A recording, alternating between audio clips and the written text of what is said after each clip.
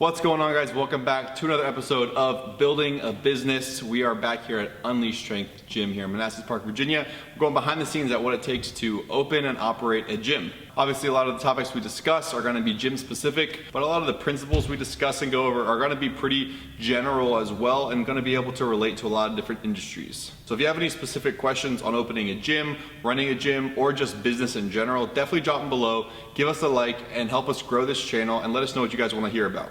So today I want to talk about what branding and business means to us personally, our kind of perspective on each of them, and how we're trying to improve on both sides of the equation and how you can too.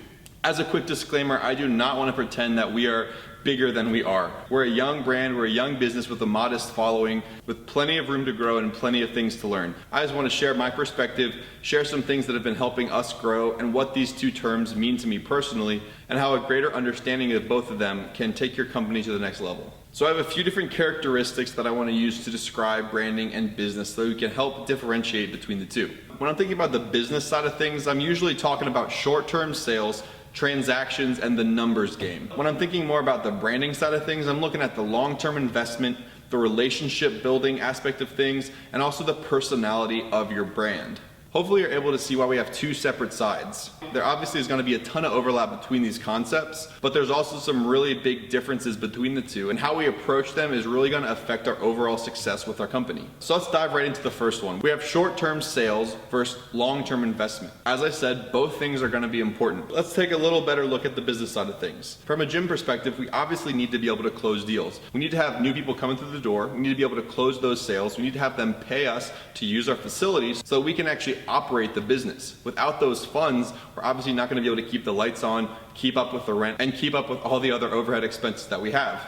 We have to have somewhat of a transactional relationship with these members. They can't just take shirts for free and use the gym for free without us having any sort of monetary gain. While theoretically a beautiful thing, we can't justify investing a ton of time and money into a space that's not going to sustain itself monetarily or provide some sort of revenue. And we have a lot of important numerical metrics to keep track of as well. We need to increase our monthly revenue. We need to make sure our membership count is going up. We want to improve our sales on apparel and drinks. All these business factors are of course really important, and those are the very things that are going to allow the business to run and operate and remain open. Now, as I said with branding, we're looking at the more long-term investments. And sometimes that means sacrificing the short sale for a longer term gain. One example that we use at the gym is your first workout's always free. So when we have new visitors come in, they sign their waiver and they get right to work. Now sure, we can justify a $10, $15, $20 guest pass for that first visit, but in the long run, I think it's a great strategy to have that first workout free. What I've noticed is people come in expecting to pay money, and instead of having to pay, they get their first workout free.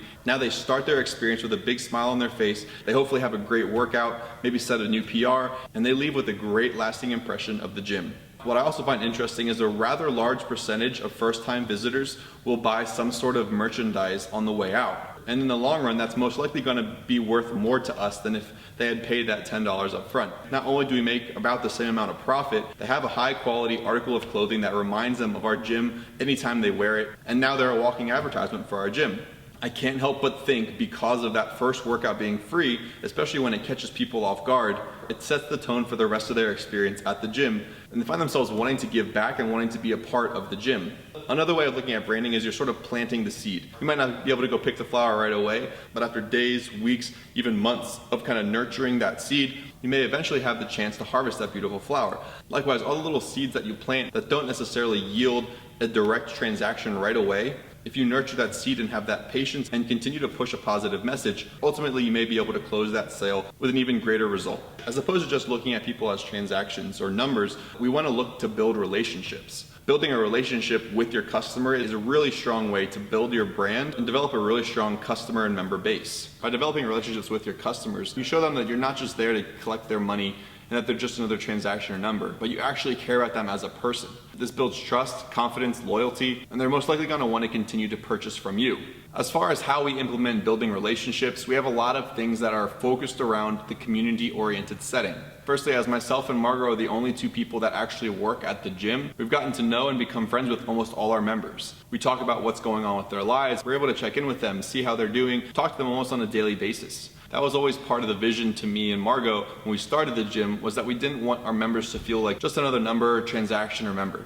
Granted, it is easier for us to do that as we're a smaller gym with just about 200 members, but the principle remains the same. We have weekly group workouts, we have monthly events, and ultimately we just put forth the effort to get to know the people that are in the space. Finally, I like to talk about branding as the personality of the business. What are the characteristics or things that really make the business stand out? It's almost as if the company has its own entity. How does it act? How does it represent itself? What are its characteristics? It's almost as if it's this caricature of the company. Ultimately, I think it's great to develop a personality for your company. Not only does it give your clientele almost someone else to trust and to see, but it makes it more relatable and it gives people something to connect to.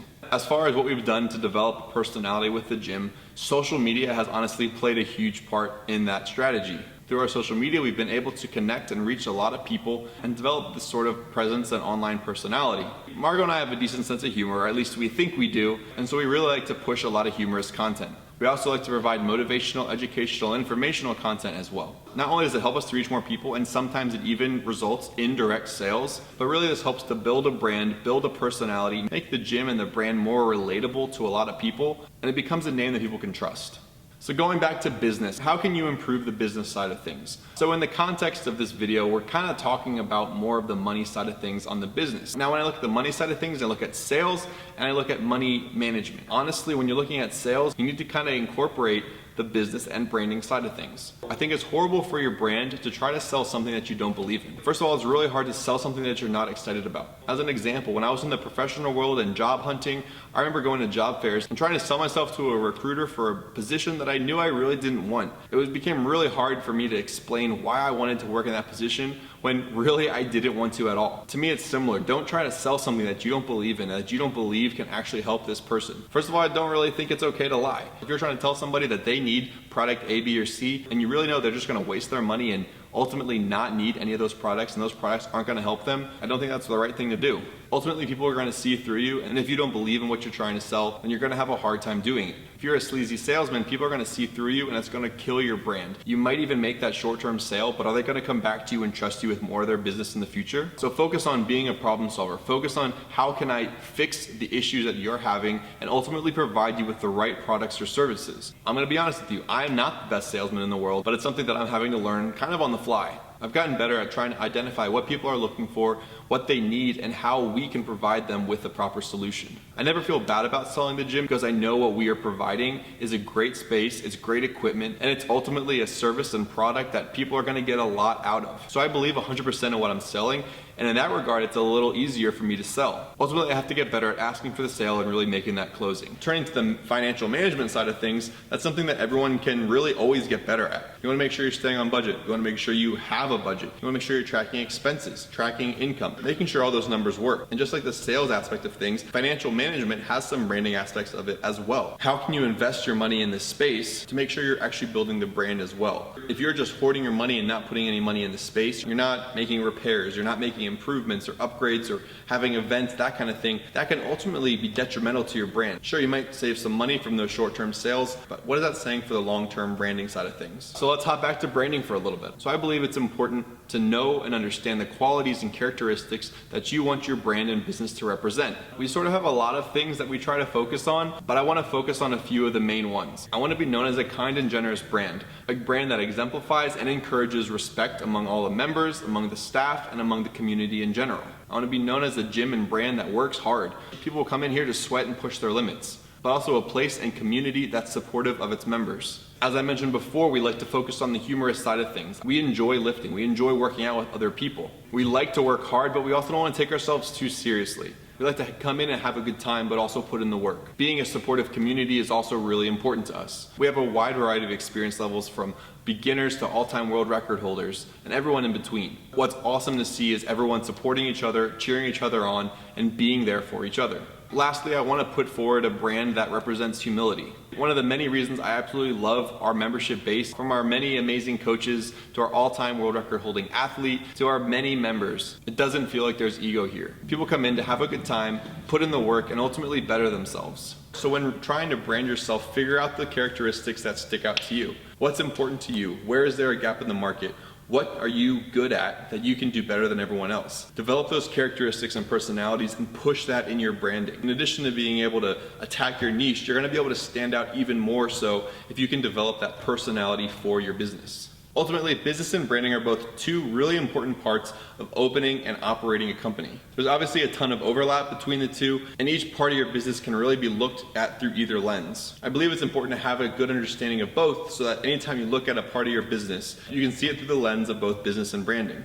There's obviously plenty to discuss on these two ideas, and I'd love to dive deeper or expound more on these topics in the future. It's obviously vital and key to have the practicality to run the business for that short term. You need the money, you need the funds, you need to be able to keep the lights on, and you need to be able to stay open. On the other side of things, you need to be able to make sure you're building those relationships, you're building that brand, people can trust you as a company. You have to find a way to walk the fine line and balance the two. Another way of looking at business versus branding is sort of receiving versus taking. Now, obviously that's a very generalized way of looking at it, but I think it kind of puts things in perspective. The more that you can give to your current customer base, future customer base, the more value that you can provide, the more that you're gonna be able to build that brand. The more that you receive or ask for or take, the more that you're building the business side of things. Obviously, both are important, but paraphrasing Gary Vaynerchuk, give more than you take. Give as much as you can, take as little as you can. If you do that, you're gonna be able to accelerate the brand, and while you might not make as much money up front, in the long run, your sales are gonna be exponential. So start trying to figure out how you can balance the give and the take. Don't give so much that you have no money to keep the lights on, but don't take so much that you destroy your brand and reputation. I truly believe if you can walk that fine line and find that balance, you're gonna be able to explode your business and really just take it to the next level. Thank you guys so much for watching. I love this topic. I think it's a lot of fun. Let me know what you guys want to hear more of. If you want any clarification, if you got any suggestions, if you disagree with anything I said, definitely let me know, and I'd love to continue some conversations. Again, if you could please like this video, hit us with a subscribe, reach out to us on other social media platforms, and let us know what you guys want to hear about. If you have any specific questions to the gym industry, business in general, whatever it is, let us know and we'll see if we can cover it. Take care, guys. Hope you all are doing well, and we'll see you next time. Peace.